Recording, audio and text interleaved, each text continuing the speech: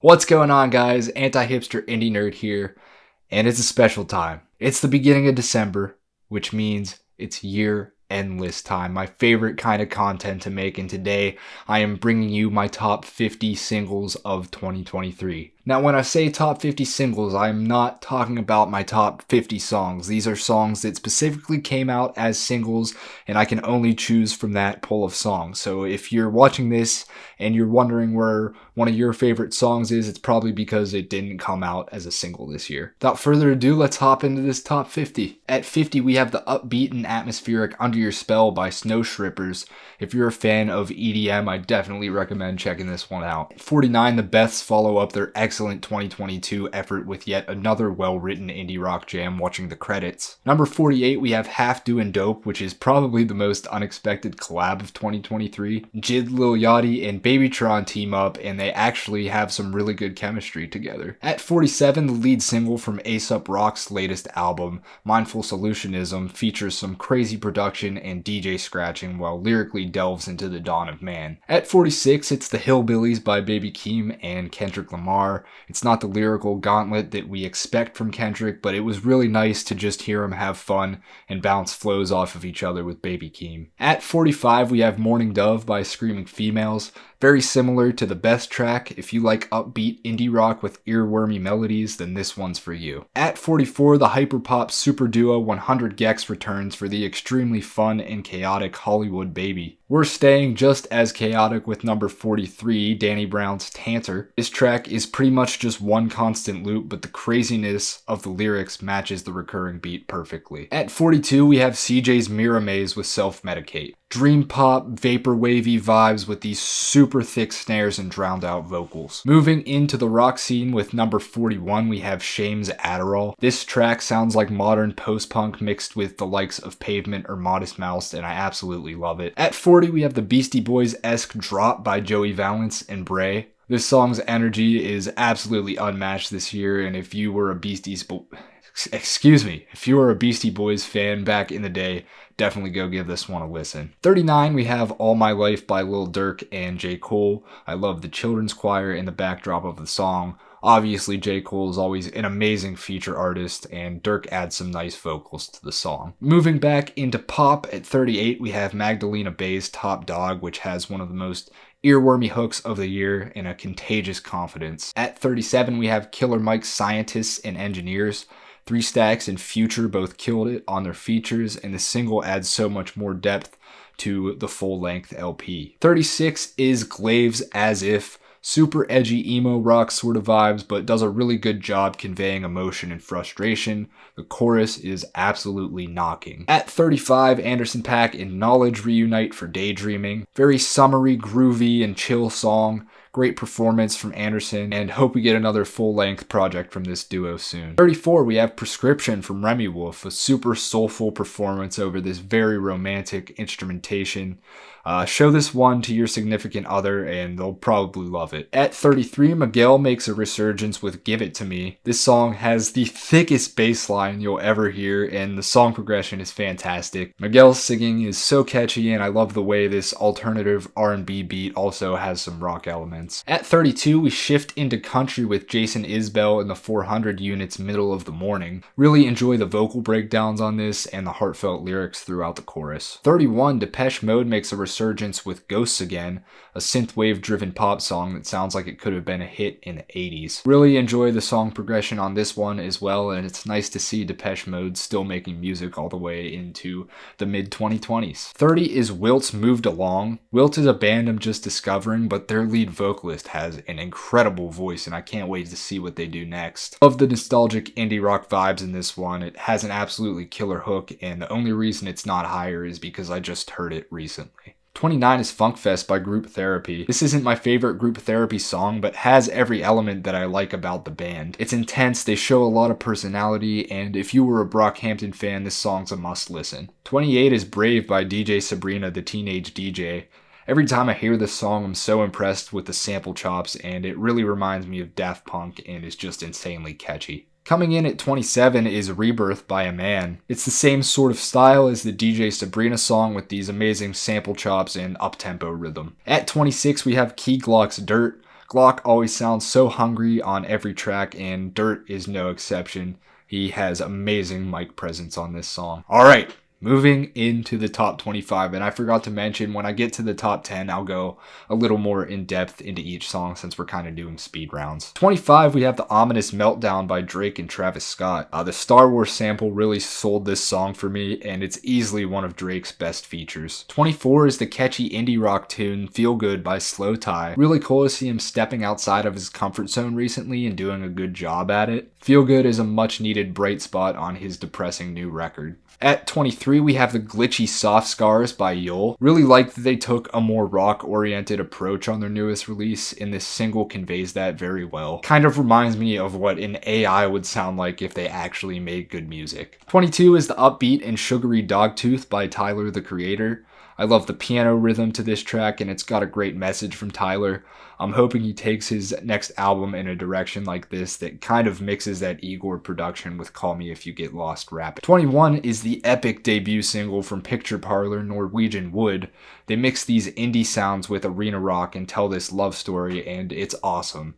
I don't know much about them as they only have 2 songs out, but their vocalist has a super unique voice, and I'll be following them closely in the future. 20 is Jessie Ware's Pearls. I'm very shocked this isn't a hit because I feel like if it came out in the 70s or 80s, it would be all over the radio. There aren't many making great disco music anymore, but Jessie Ware is definitely carrying the torch. The hook on this is absolutely explosive. At 19, we continue the grooviness with US Girls Tux. It's such a creative song concept that's executed so well, and definitely one of the most danceable tracks of the year. Killer instrumental. At 18, we have Tizo Touchdown's Familiarity. I don't think there's a better song in Tizo's catalog that profiles him like this one. It's a serious message with quirky beat and funny lyrics. 17 is the Dreamlike Mosquito by Pink Pantheress. I loved the plucked strings behind this breakcore beat, and anyone who has ever been in an anxious attachment sort of relationship will definitely relate to this track. At 16 is the synthy pop track Flexorcist by The Voids. The first 50 seconds of this song take you to another place with these lush keys followed by these 80s synths and topped off with an incredible bass line. After that, you get a very welcome vocal performance from Julian Casablancas, and yeah, this song is just fantastic. At 15, George Clanton takes you inside a time machine and through a 90s computer with I Been Young, a very nostalgic atmospheric vaporwave cut. 14 is the experimental rap collab Lean Beef Patty by Danny Brown and JPEG Mafia. This was the perfect tone setter to their collab record and is as chaotic as you would expect. Coming in at 13, we have Like You Better by Jeff Rosenstock, one of the best pop punk songs of the year. Not an uncommon message or anything like that, just a very well written song with a catchy hook and enjoyable riffs. 12 is the heartfelt and explosive Under You by Foo Fighters. This is a perfect road trip song. When I think of classic rock, I think of songs like this. It has an emotional vocal performance, memorable hook, and strong songwriting. It was awesome to see the Foo Fighters come back with another great record like this. At 11, we have The Mystical Co-Star by Amare. I'm laughing at the explanation I wrote for this, but this track makes me feel like I've been swept. This track makes me feel like I've been swept up by mermaids and taken to their magic cove with these glowing flora and jellyfish. Yeah, that's literally how the song makes me feel. But anyway, yeah, the track's just so good at building atmosphere, not to mention how catchy Amare's singing is. And finally, we have made it to the top 10. So here we go. I'll give you a little bit more in-depth with my thoughts for each of these tracks. But yeah, top 10 singles of 2023. By far the saddest song on my list, number 10, is Younger and Dumber by Indigo D'Souza. I think everyone can relate to this song in some way regarding their past mistakes and naivety. Lyrically, this might be the most well-written song I've heard this year, but that's only half of what makes it so good. There's this piano and guitar backdrop that has this very Sunset sort of feel, and not only that, but the build-up to an epic grand finale with everything getting louder just kind of hits you right in the throat with raw emotion. At number 9, we have Delusional World Champion by Gene Dawson. This is another hardcore emo rock / pop anthem. Gene's energy is always present in his music, but his anger really comes to fruition on this one. I love how the guitars match his anger, and there's a really nice bridge in between the aggressive verses that breaks everything up well. It's just a really solid track all around and perfect for fans of this sort of genre. At number 8, we have the bluesy 3D Country by Geese. This song perfects the world building of the album it's from, and it's just so much fun.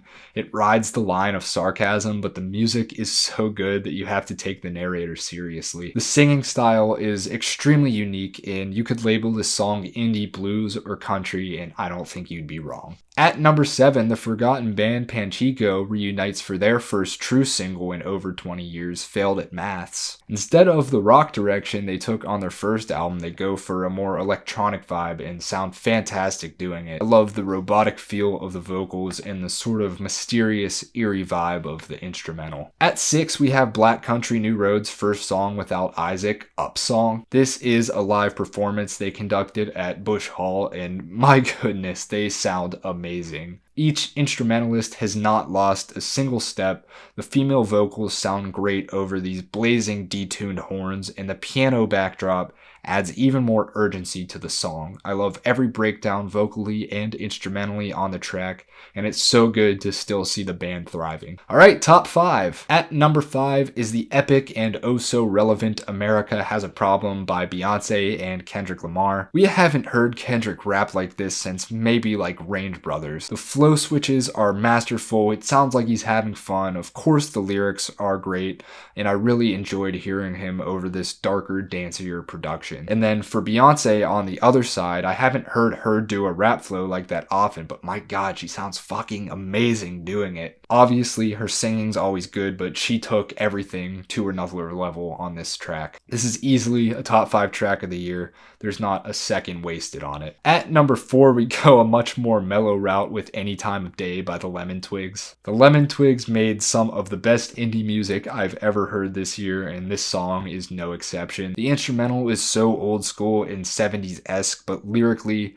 the song is so singable and well written, and that's the case for pretty much every song on their new record. As for this song, absolutely infectious hook, and this song has not left my rotation since I've heard it. Number 3, we have McKinley Dixon's Run Run Run.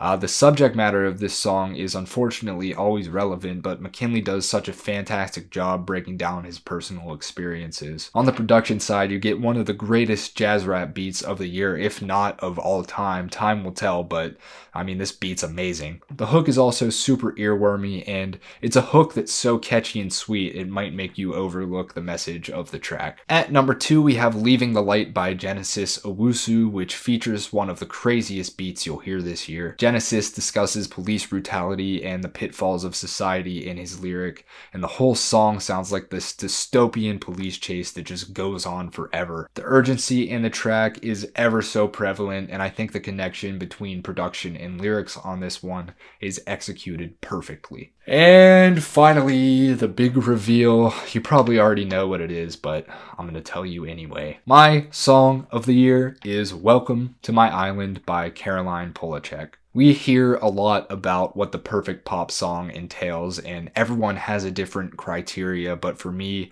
I'm showing people this track if they ask me for my perfect pop song. Every ad-lib, every little vocal inflection sounds like it was so carefully inserted to the song, and when you put all that detail behind a song that has the best hook of the year, you've got a masterpiece on your hands. I urge you, even if you're not a pop fan, to check this one out.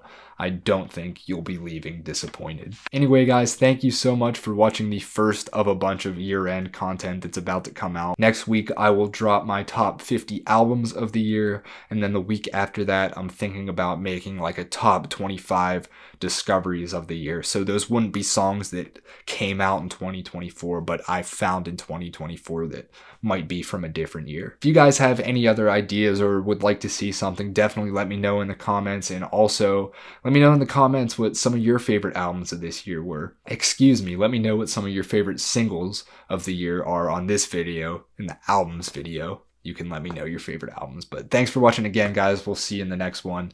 Peace. Do not go anywhere just yet.